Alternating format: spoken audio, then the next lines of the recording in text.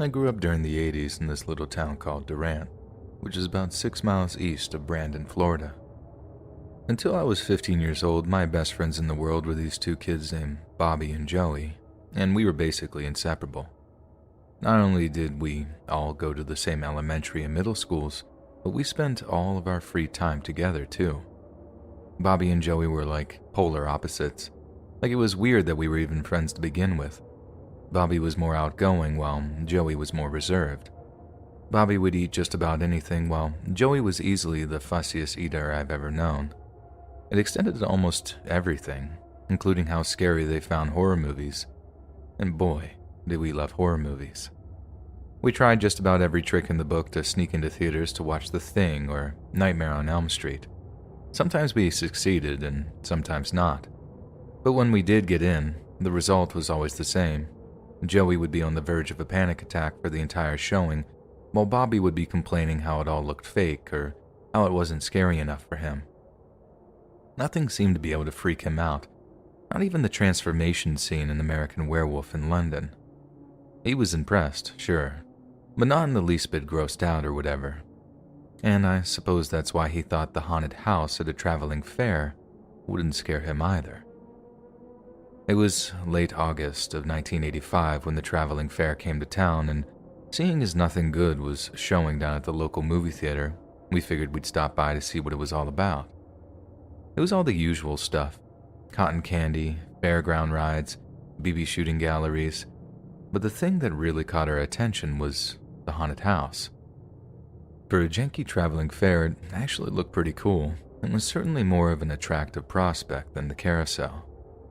So after finishing our hot dogs, we headed over to the ticket booth to ask them how much.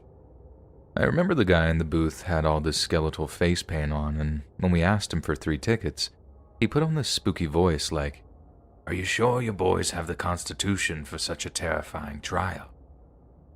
We were just like, "Yeah, dude, just give us the tickets already." Then we walk up towards the entrance to go inside. So the way this thing was laid out was a giant box room that had been divided up into corridors. You made your way through various corridors, some which narrowed so you had to squeeze through them, and every so often, a mechanical doodad would jump out to scare you, or an actual person would. I'll admit that the actual people, one of which had a pretty cool wolfman mask, were actually pretty creepy, especially the woman who pretended to be a statue, right up until we tried to pass her, then just touched my shoulder and it almost gave me a heart attack in the process. Gotta applaud that level of commitment and subtlety, right? Anyway, me and Joey thought it was pretty cool, even though he was so scared he was ready to puke, but Bobby thought the whole thing was dumb, so much so that he walked right up to the ticket vendor and demanded his money back. Of course, the guy just points to a little sign that says no refunds, but does so in such a dismissive way that Bobby just about exploded. He started ranting about how it was the worst haunted house he'd ever been to, and that no one in their right mind should ever pay for anything so terrible. The guy takes this for a minute or two, then lowers his voice and says something that seems to calm Bobby down. Then when he walks back to us, we find out that this is what the guy said. "If you really want to see something scary in there, come back later at around 10 p.m. If you're still not satisfied, we'll give you your money back." It seemed sketchy, to say the least, but Bobby assured us that the guy was serious, and somehow we'd gotten it into our heads that we'd be getting to see the adult haunted house. Bearing in mind we were kids who had trouble getting into R-rated movies, so I don't think I could possibly understate how excited we were. We heard that traveling carnivals were known to get a little risque after dark, so the prospect of getting to see that sort of thing in action, it felt like a real adventure. Me and Joey had a curfew of 9 p.m., but we got around it by saying we were staying over at Bobby's. Only Bobby's mom worked as a night nurse on weekends, so there'd be no one around to disprove that. It was a foolproof plan. At least, it seemed that way for a while. But as a matter of fact, our little visit to the carnival would end our friendship and change our lives forever. The first sign that something was wrong was when we showed up and the whole place seemed to be closed down. There were lights on here and there, a few workers wandering around carrying heavy-looking tools, but other than that, the place was deserted. At first, I figured the guy had just played a trick on us, as in, come back later, but I'll be long gone. But Bobby was determined to get his money back, and we followed him through the carnival grounds until we came across the haunted house. True to his word, there was the ticket seller, sitting on the steel stairs that led up to the entrance. He made some comment about being surprised we'd showed up, how he'd figured we were too chicken to come back for the midnight show, as he called it. We just laughed. Midnight show? It wasn't a minute past 10 p.m., and there he was trying to be all spooky again. But then, Bobby asked him what was so scary about the midnight show and if he'd really be given a refund if it didn't frighten him. Again, the guy promises if it doesn't spook him, he gets his money back. But what he said next really set me on edge and immediately had me thinking twice about my decision to return. He started off by saying how the carnival didn't like leaving paying visitors unhappy, and that if we really wanted to be scared, he could show us something that'd leave us very frightened indeed. He said it was something to keep in reserve for those dissatisfied with the haunted house, something that very few have come to witness without losing their sanity altogether. He said only a small, dedicated crew handles the midnight show, because the sheer psychological strain of the performance can be extremely harmful to their mental health. I remember Bobby piping up like, "I'm not dumb, dude. I see what you're doing. You're just gonna beat the snot out of us when we get in here, as payback for talking smack." The guy laughed, then swore on his mother's grave that each of us would walk in of our own volition and walk out totally unharmed. As for our sanity, he couldn't guarantee it'd still be in one piece by the end. Obviously, Joey was out from the word go. He's like, "Nope, screw this, I'm not going in." Bobby, on the other hand, was typical Bobby. I don't think wild horses could have dragged him away from that carnival. But me? There was something about the way the ticket vendor was talking. He wasn't trying to sound scary or be scary. He actually sounded kind of scared himself, almost like he didn't want us to go in. And either he was an Oscar-level acting talent or there really was something to what he was saying. I'll never forget the way Bobby looked at me when I said, yeah, I'm good actually. I think I'll stay here with Joey."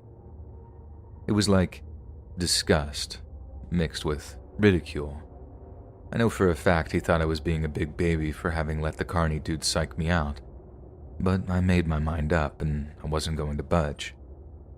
In the end, Bobby went in on his own while me and Joey waited for him outside. I could tell he felt a little nervous walking in, but I was nervous too. I was nervous for him. Because as much as we'd be reassured that nothing was going to happen to him, a little piece of me still thought Bobby was going to get his bell rung as soon as he walked in. Me and Joey are outside for maybe 10 to 15 minutes, waiting for Bobby while wondering what could be going on in that haunted house. There wasn't any noise or anything, not like during the daytime when you could hear all those dumb evil laughter sounds and wolves howling and whatnot. And our walkthrough in the daytime had taken like 5 minutes tops. So when 20, then 25, then 30 minutes went by, we started to get pretty freaking worried for Bobby. Only right when we're about to go banging on the haunted house's door, Bobby reappears. No limps, no swelling, no bleeding. He looked okay, but he wasn't, and I'm not sure Bobby was ever really okay again. I remember walking back to his mom's place like it was yesterday and the exasperation I felt when we asked Bobby what happened, and all he said was nothing. We were flabbergasted. It certainly didn't seem like nothing had happened because Bobby was definitely shaken up by something. At first he was pale, visibly shaking, and he had this kind of vacant expression on his face. It's hard to explain. He seemed mostly just shocked by whatever it was he'd seen, but he was definitely disturbed too. We kept at it, begging him to tell us what he'd seen, but he just wouldn't say. All he'd give us was, "Nothing. Stop asking about it." We asked him if it was scary and he said yes, but he denied any kind of violence had occurred. The guy promised he wouldn't be touched, and he'd apparently been true to his word on that too. But that did mean they hadn't done something to Bobby, and despite all his denials, I know that was the case. The last thing he said about it, before he threatened to kick us out of his mom's house if we asked again, was a couple of hours later when Joey finally broke and asked him, "Dude, I'm begging you, at least give us a clue. What happened in there?" "Something that doesn't make sense," Bobby replied. He never talked about it ever again.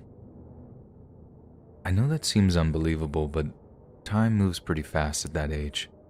We were due to start our junior year of high school. I started dating that first semester. Joey broke his arm on Bobby's skateboard that winter, and there was other stuff to think about. I'm not saying we just forgot about it and it came up in conversation once or twice in the months that followed, but every time we brought it up, Bobby would just give us this look. And the one time we persisted, he just walked back home without a word and didn't return our calls for a week. I'd like to say that dropping the subject for good repaired our friendship, but it didn't. Like I might have said earlier, what happened that night was the beginning of the end of our little friendship triangle, and we slowly began to drift apart.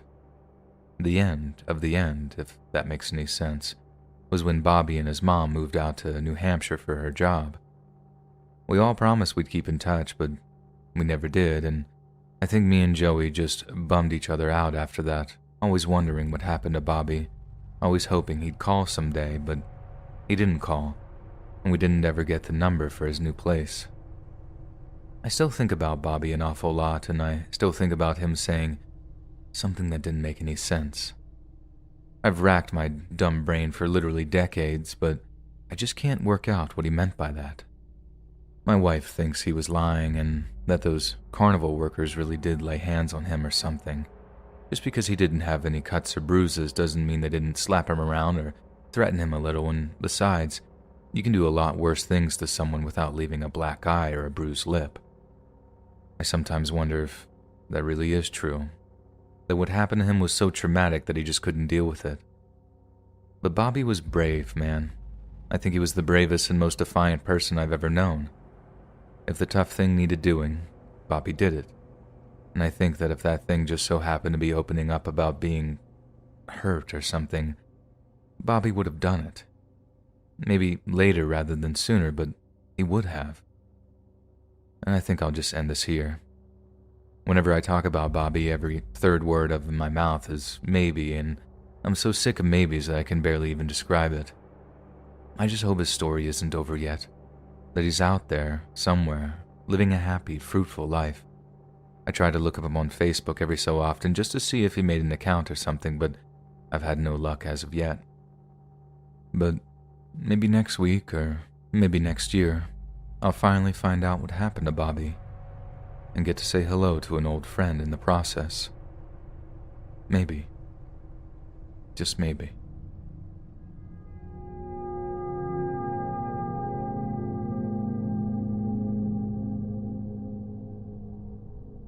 Okay, so this isn't strictly my story, because the whole thing involves my grandpa and my great aunt, his sister. But since they're no longer with us anymore, it's one of the most horrifying true stories I've ever heard, and I figured I'm within my rights to tell it. My grandpa grew up during the Great Depression in a really poor town out in Oklahoma. I mean, the way my mom tells it, they really didn't have a pot to pee in. They used to eat stuff like dandelion salad, literally just eating boiled eggs with wild dandelions. They were that broke. Even worse for my grandpa and great aunt, who were like 12 and 8 years old respectively at this time, there's absolutely nothing to keep them entertained. They made a good go of it, turning pieces of junk into toys. Like, ever see that old-timey thing of a kid whipping a bike tire along with a stick? Yeah, that kind of thing. Their childhoods were just not like ours. They were accustomed to extreme boredom, grinding poverty, and back-breaking labor, so you can guess how excited they got when they heard the Carnival was coming to town. There'd be games, rides, candy, sideshows, absolutely everything a kid that age could ever want. The only thing was, their family didn't have the money for them all to go, just enough for 2 entry tickets, with a little left over for cotton candy. So, being the good folks they were, my great-grandparents decided they'd give the kids the money while they stayed home. It must have been like all their Christmases had come at once. The only condition was that my 12-year-old grandpa was not to let my 8-year-old great-aunt out of his sight. Then, on the evening in question, Grandpa and great-aunt are given like 50 cents between them and told to be back by sundown. Then they run off down to the pasture where the carnival's been given permission to set up. The way my dad tells it, for the first hour or so, Grandpa and great-aunt had the time of their lives. I think tickets were like 5 cents or something, then cotton candy was 2 cents apiece. Basically, their parents had underestimated how expensive stuff would be, so they were able to partake in everything the carnival had to offer, twice. Maybe that's what lulled them into a false sense of security, because it certainly accounts for them staying long after the sun started to set. Only, when my grandpa realized how late it was and he started looking around for my great-aunt, she was nowhere to be seen. I once remember asking my dad why they just thought it was okay to let their kids go running around on their own like that, if it's just like an old-timey thing or because they were so poor. Dad said it was more like because all the people going to the carnival were their neighbors. They didn't figure there was any risk. But then there's my grandpa, totally unable to find his sister, and he's starting to get worried. He started asking all the people he recognized from our town if they'd seen his sister, but they all said no, right up until one of our neighbors said they saw my great-aunt walking hand in hand with a grown-up. I think they figured it was my great-grandpa or something, but when my grandpa explains that his dad isn't even there, this guy launches into action to try and help find my great-aunt. So, Grandpa and this random neighbor guy apparently ran away from the actual carnival and towards where the workers had set up their trailers and whatnot. That's when they heard a girl crying from inside of them. The neighbor tries to open the door up, but it won't budge, so he starts banging on it. Some evil son of a gun opens the door and tries to explain it away by saying my great-aunt got lost or something, but she's just inconsolable, crying in a way that Grandpa had never seen before, scared but sad at the same time.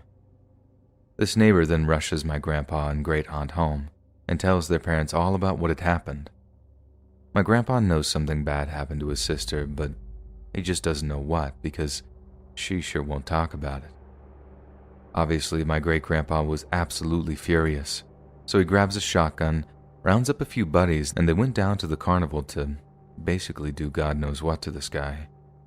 Again, this is all from my dad, but according to him, this huge fight starts at the carnival. People on all sides almost get shot, then they all freeze after the carnival chief fires a gun into the air. He then agrees to parlay with my great-grandpa. Then after talking for like 10 minutes in some weird-looking carny trailer, my great-grandpa walks away from the carnival empty-handed. Everyone thought he was crazy.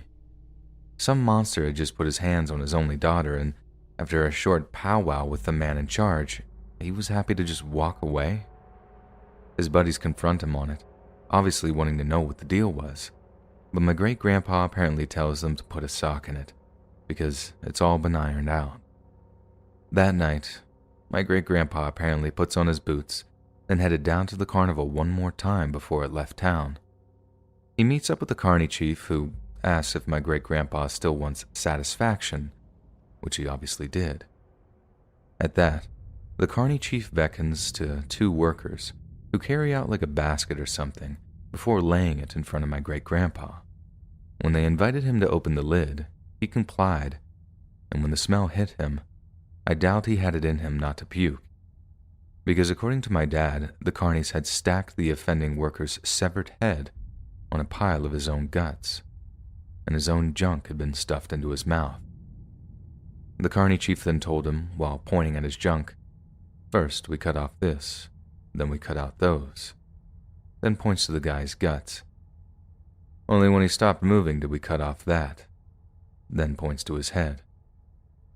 Apparently after that, the carny chief once again asked my great-grandpa, "Are you satisfied?" He just nodded, turned, and then walked away. the carnival was gone the next day. I think he told my great aunt what happened to that guy too, because she never seemed too torn up about it. I know something really bad must have happened if they killed the guy, but she actually went back to the carnival the next time it came around. And to borrow a phrase from my son, I guess they were built different back then, and just dealt with trauma differently or whatever. Or maybe it's much easier to get over that sort of thing when you know the guy who did it suffered on Earth before he died. I suppose that's what freaks me out so much about my grandpa's story, that it almost sounds like it came from a different country or something. All that poverty and vigilante justice. I just don't recognize that same kind of thing in America today, not in such an extreme way anyways. And that sure has me counting my blessings, let me tell you.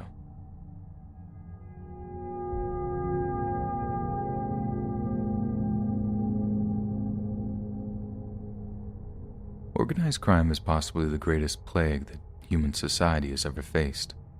It's a phenomenon that's developed organically throughout almost every culture and nation that's ever existed, from the Thuggee cults of 13th century India to the Japanese Yakuza and the Russian Vors.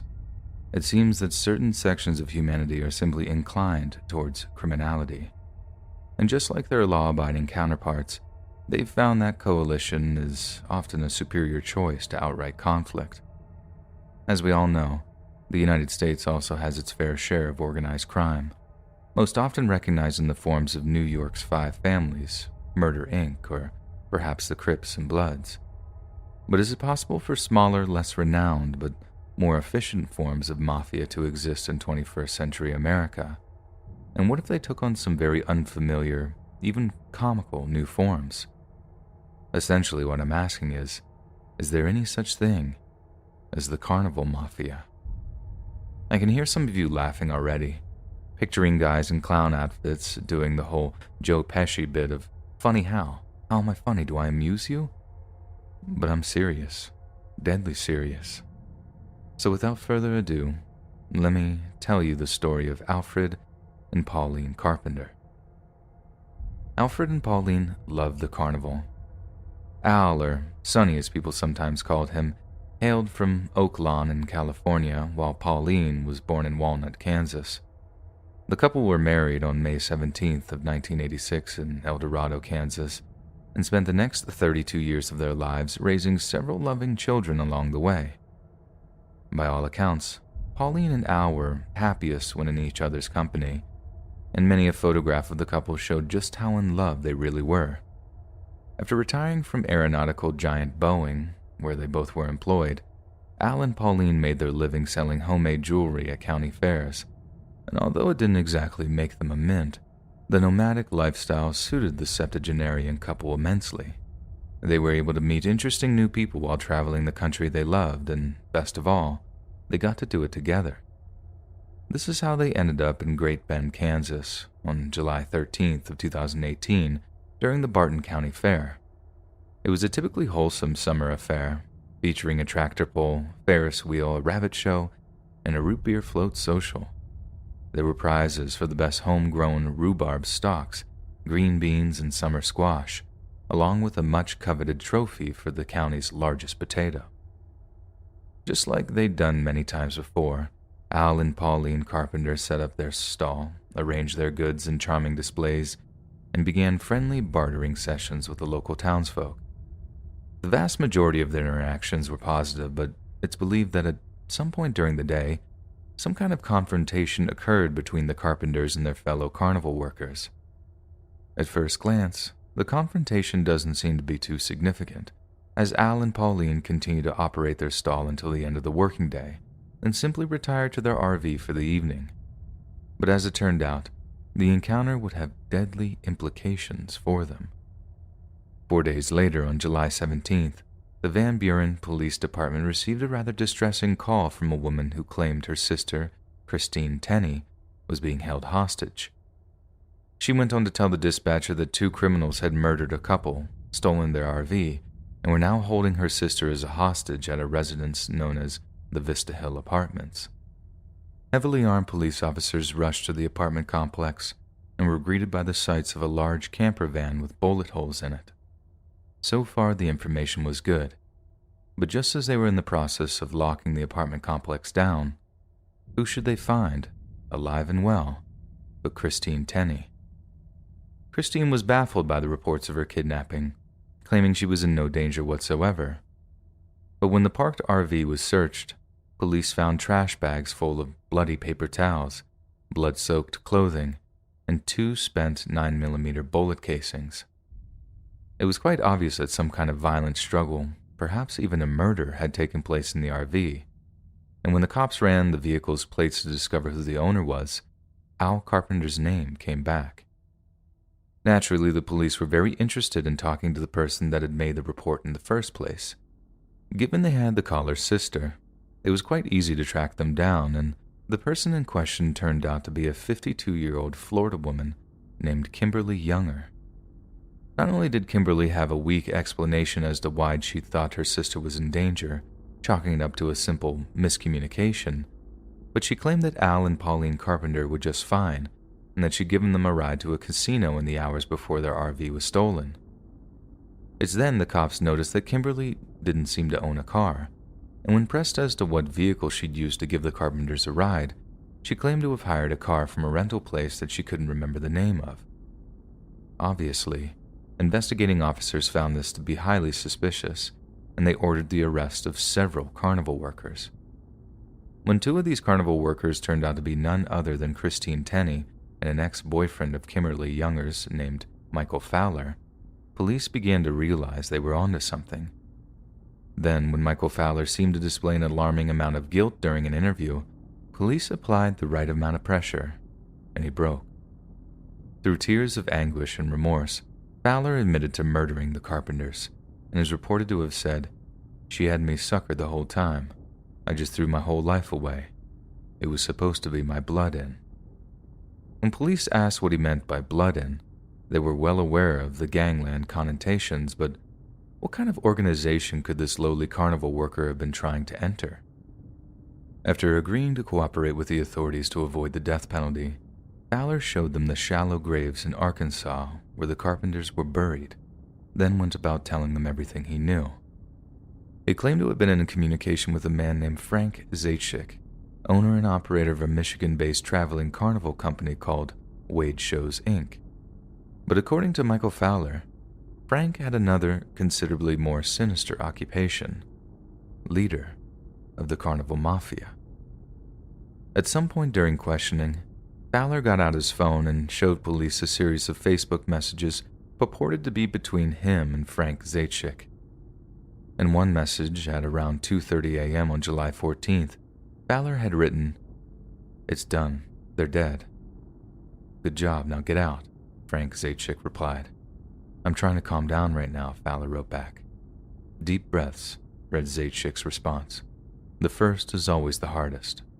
Jen sent me pictures of the man. I sent on to the heads of council. War is over." Police tried tracking Zaitchik down and were successful in finding a Michigan carnival operator by the same name, but Zaitchik denied having any knowledge of the killings and categorically denied that there was any such thing as the Carnival Mafia. Zaitchik went on to say that he didn't know the alleged suspects or the victims. As far as he could recall, they had never been employed by Wade Shows, Inc. He was quick to add that he had no idea why they would use his name. "It's kind of bone-chilling," he said. "I'd like to talk to the cops about it, but no one's reached out. I'm a solid citizen. I have nothing to hide. And Wade Shows has a wonderful reputation." Zaitchik went on to deny ownership of the Facebook account that was in communication with the murderer, despite the fact that it included several seemingly intimate photographs of him.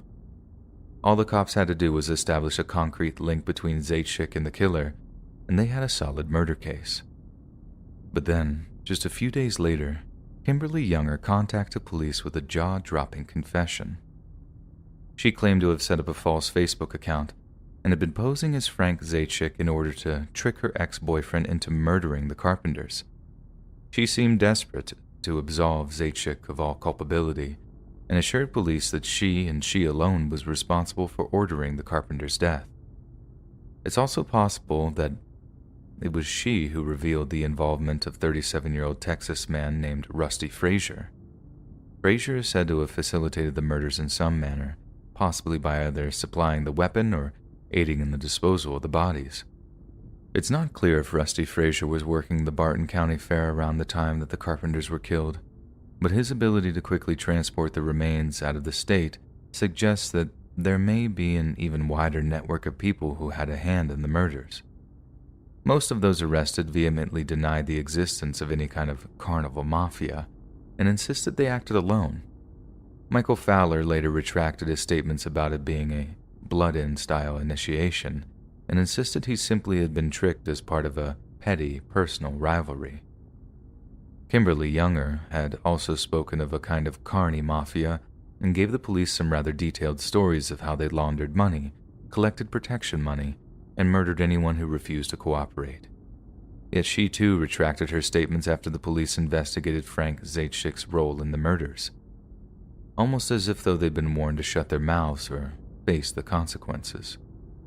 Officially, law enforcement in both Kansas and Arkansas have stated that there is no carnival mafia, maintaining the concept as nothing more than the frantic fabrication of two murder suspects. But at the same time, there has never been any conclusive explanation as to why exactly the Carpenters were murdered.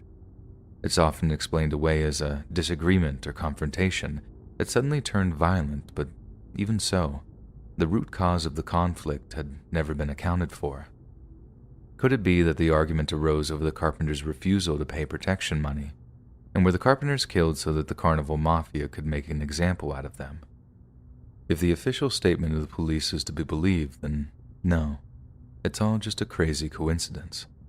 Frank Zaitchik's name was picked because he's the wealthy owner of several successful fairgrounds. But until the root cause of the confrontation is confirmed, until we have an actual concrete motive for the Carpenters' murders, there's still room to wonder. Is there really such a thing as the Carnival Mafia?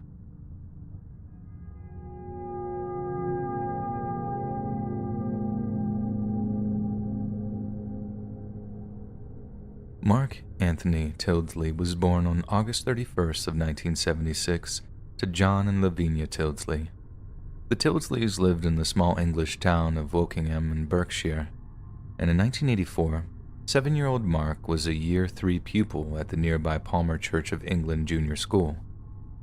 On May 25th, Mark's school was on break for its summer half-term holiday, and given as a lot of young children had nothing to occupy themselves with, the Frank Ayers Fun Fair had come to town during that holiday week. To say Mark was eager to visit the fun fair would be an understatement of the century.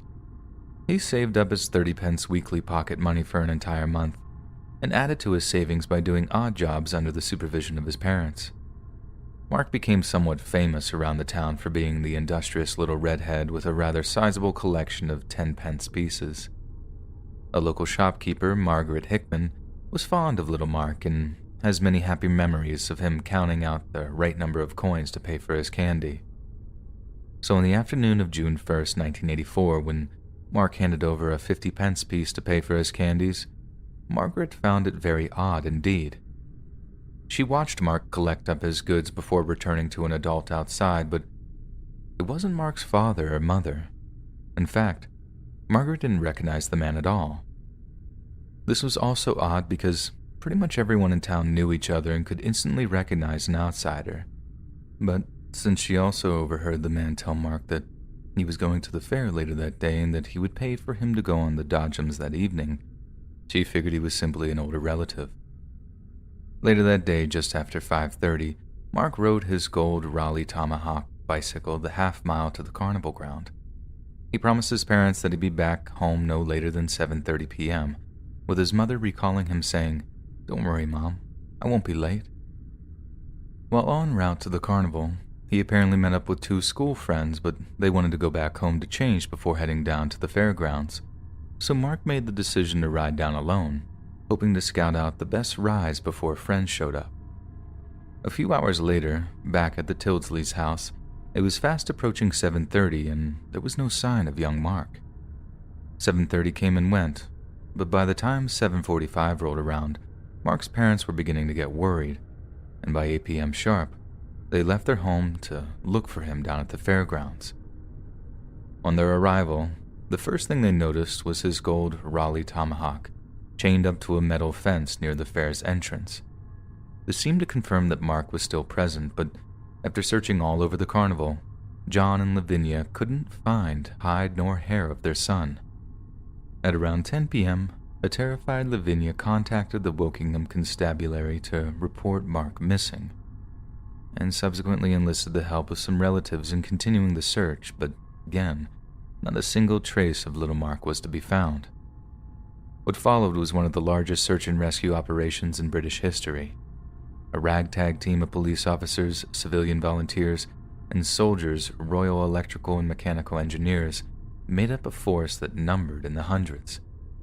Then, along with canine and helicopter support, the team scoured every inch of Wokingham town center, as well as the surrounding farmland.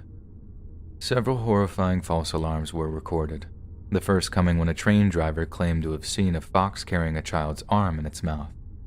Incredibly, this fox was tracked down, but the severed limb turned out to be that of a fowl's, much to the relief of all involved. Then came the call from the nearby village of Crawthorne, where a resident reported a distinct odor of rotting flesh coming from a wooded area behind his backyard. But thankfully, the smell was actually caused by a dead sheep, and the hope for Mark's safe return was kept alight. A national appeal for information yielded hundreds of tips from members of the public, and although several reports starkly contradicted one another, one particular report was chillingly possible. A man contacted police to say he caught a glimpse of a boy fitting Mark's description being dragged against his will away from the fairground site between 7 p.m. and 8 p.m. that evening. The man added that he assumed the person was a relative, and only realized that might not have been the case when he heard the news of Mark's disappearance.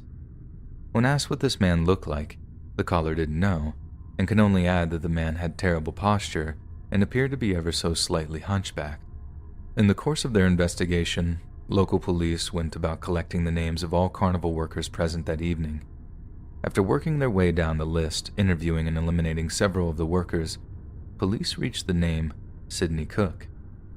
They discovered he was a 57-year-old Londoner, and once they learned of his address via the electrical roll, police officers visited Cook at his home, only to discover that Sidney was ever so slightly hunchbacked. When the police asked Cook whether he was in Wokingham on the night Mark disappeared, he not only said no, but he insisted he had an alibi too. He claimed there were people who could vouch that he was working at a fair opposite West Hendon police station in London, and the fair's manager confirmed that Cook was indeed their employee.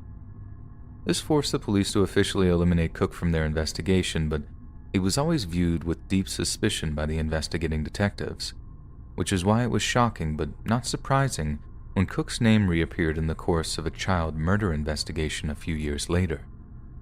But when it did reappear, it would be in one of the most disturbing ways imaginable.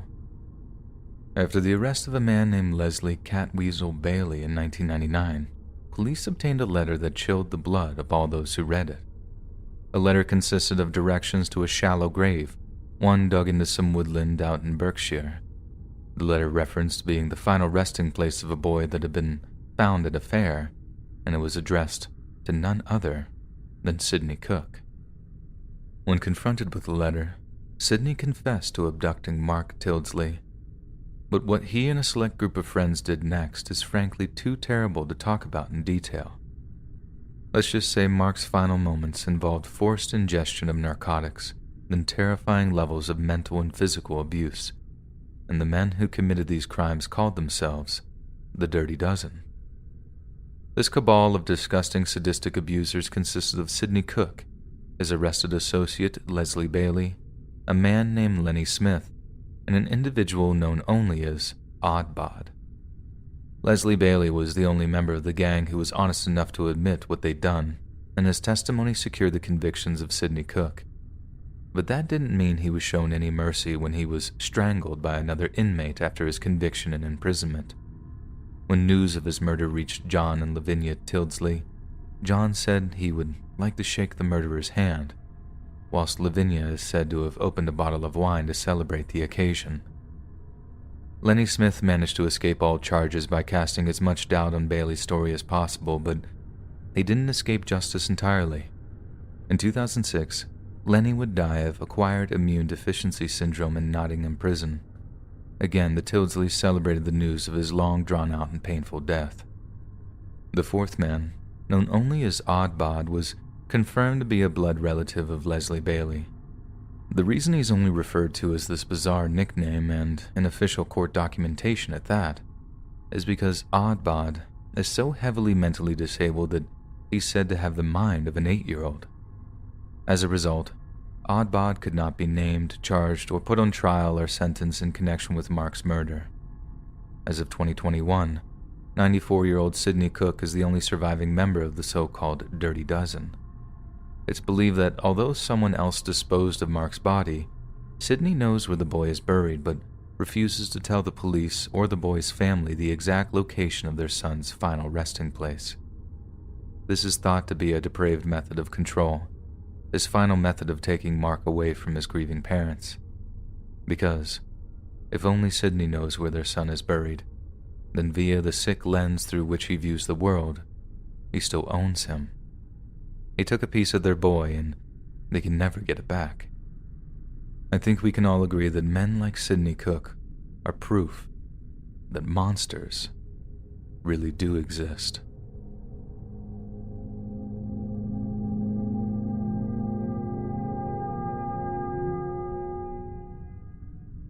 On September 17th of 1992, 14-year-old Misty Donna Copsey accompanied her friend Trina to the Rural State Fair in Puyallup, Washington. Misty was due to return home to Spanaway on the 8:40 p.m. bus, but shortly after, called her mother to inform her that she'd missed its departure, but would be getting a ride back with a friend of hers named Reuben Schmidt. Yet despite being longtime friends, Misty's mother had taken an inexplicable dislike to the young man and forbid her daughter from getting a ride home with him, even if it meant she had to walk the full 8 miles between Puyallup and her neighborhood. A witness is said to have spotted her in downtown Puyallup, walking along in the direction of the Highway 512 on-ramp. This is the last time anyone would see Misty alive. It took a week before a missing persons report was filed, and investigating officers found that Misty's home life was far from pleasant. Her mother struggled with chronic alcoholism. She had a criminal record for welfare fraud, and she often left her daughter unsupervised for extended periods of time. It took her a full 7 days to even notice her daughter was gone, and it goes without saying that Misty's case was just as likely to one of a runaway child than any kind of abduction.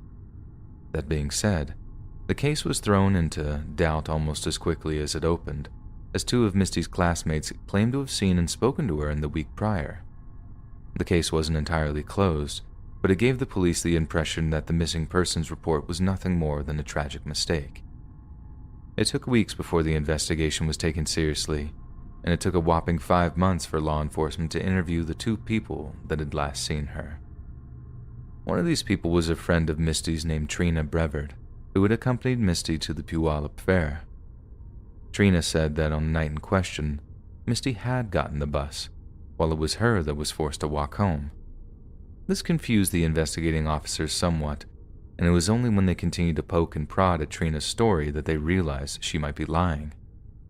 Their suspicion was vindicated when they discovered that Trina hadn't walked home at all, and that she'd gotten a ride from her 23-year-old boyfriend, Michael J. Reiner. Due to the disgustingly illegal nature of their relationship, 14-year-old Trina had kept her much older boyfriend a secret from her friends and family. But that's not the only thing the investigation uncovered. Despite having no adult criminal history, Michael had been arrested as a juvenile on charges of abduction and assault, and given the nature of Misty's disappearance, his past made him a prime suspect. When the truth came out, Trina stated that Michael had initially offered Misty a ride, but she refused on account of an intense dislike for him and opted to walk home instead. This led police to theorize that after dropping Trina off back home, Michael had driven back towards the state fair, knowing Misty would be alone and vulnerable. But after he was brought in for questioning, Michael not only passed a polygraph test, but seemed genuinely horrified about her disappearance, offering his full cooperation in any future investigations. Although he was a very suspicious character, the police eventually eliminated Michael as a suspect and turned to other theories to explain Misty's disappearance. Then came the interviews with Misty's forbidden friend, Reuben Schmidt, which were suspicious to say the least. Reuben corroborated everything Trina had said, but for some reason added that he was suffering from chronic blackouts and couldn't remember anything from the night of Misty's disappearance. He claimed that after blacking out during the evening, he had woken up back at his grandma's place in the foothills of Mount Rainier. When asked by police if it was possible that he could have hurt Misty during one of his blackouts, Reuben told them, "I don't know." Police then tried to gain a little background knowledge on Reuben, and they turned to Misty's mother, who may well have had a good reason to dislike the boy. She claimed Reuben was obsessed with Misty, that his infatuation had grown over the years to the point of being unhealthy, and as of late, Reuben had been increasingly aggressive with her, calling her at all hours of the day with pleas to join him on dates. When subject to a polygraph, Reuben's results came out inconclusive, and investigators strongly suspected that he was trying to deceive them in some way. It is understood that Reuben was the case's #1 suspect for a while, right up until late 1992 when suspicion was cast on a third suspect. A local misfit by the name of Corey Bober was said to have become obsessed with Gary Ridgway, better known as Washington's own Green River Killer. There were also 2 unsolved murders of teen girls from the local area, and Bober was said to be obsessed with linking them to Ridgway and the wider Green River killings. Local law enforcement already had an intense dislike of Bober, who had a reputation as being paranoid, unstable, and obnoxious, and he came to their attention in Misty's case because he had reached out to her mother on multiple occasions, urging her to pressure the local police into linking her daughter's disappearance to the murders of the 2 local girls, Kimberly DeLonge and Anna Chebanoy. Both DeLonge and Chebanoy had vanished from the same Puyallup shopping center in 1988 and 1990, respectively, with their bodies found hidden in dense brush off Highway 410 in 1991, less than 100 feet from one another. Bober was also intimately involved in the search for Misty and helped her mother search the same area where DeLonge and Chebanoy's bodies were found. It's believed that he was present the day that Misty's jeans, underwear, and one of her socks were discovered near Highway 410 and Waco Road near Mud Mountain Dam. The items had been rolled neatly and placed in a muddy ditch. Yet despite such a significant discovery, the investigation continued to flounder. The following year, Reuben Schmidt once again seemed to implicate himself when he seemed to hint that he knew where Misty's body was. He apparently told a fellow restaurant employee that investigators were off and that she was buried 6 miles from where her clothing had been found earlier that year. On top of that, Schmidt's grandmother's farm was located around 6 miles from the burial site on Highway 410. Yet for some reason, police simply couldn't collate enough evidence to charge him, and by the end of 1993, the case had essentially gone cold. But when we consider some of the other facts at hand, it seems only a gross mishandling of the investigation can explain why he wasn't arrested. When confronted about making comments suggesting he knew where Misty was buried, Schmidt made the bizarre claim that he'd only made them to get people off his back, since he had regularly been accused both playfully and seriously of being Misty's murderer. Reuben went on to show other violent tendencies, being accused of assault in 1996 and having his wife file a restraining order against him in 2006 after he threatened to burn her house down. It was also later discovered that, for some reason, Reuben had sold his car in the aftermath of Misty's disappearance. When confronted about this by police, he had no legitimate reason for doing so, but again, this highly suspicious little factoid seems to have been completely glossed over. And once again, the most obvious suspects seem to have escaped any concrete charges. But then again, maybe that's because there are just so many other plausible suspects.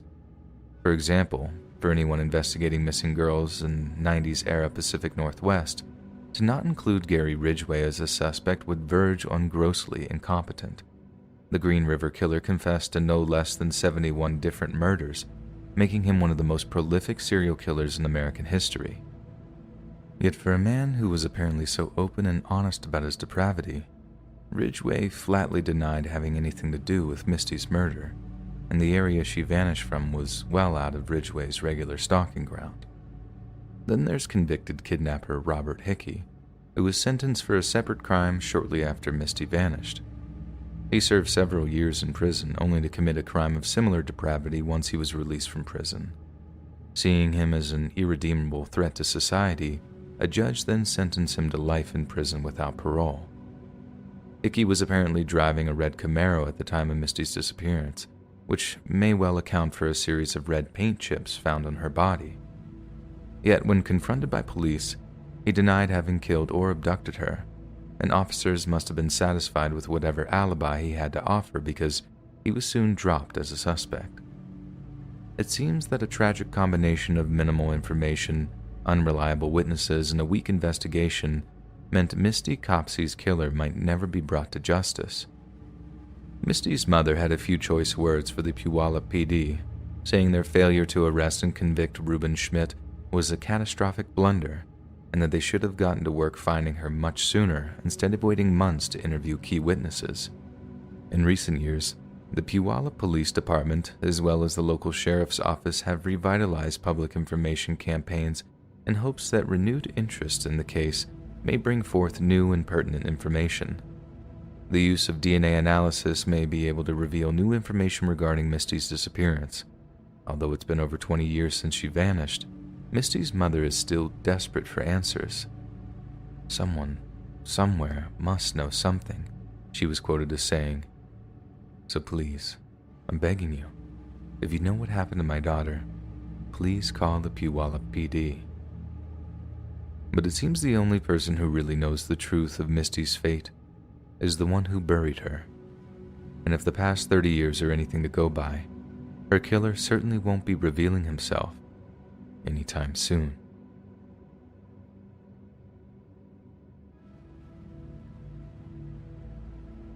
Hey friends, thanks for listening.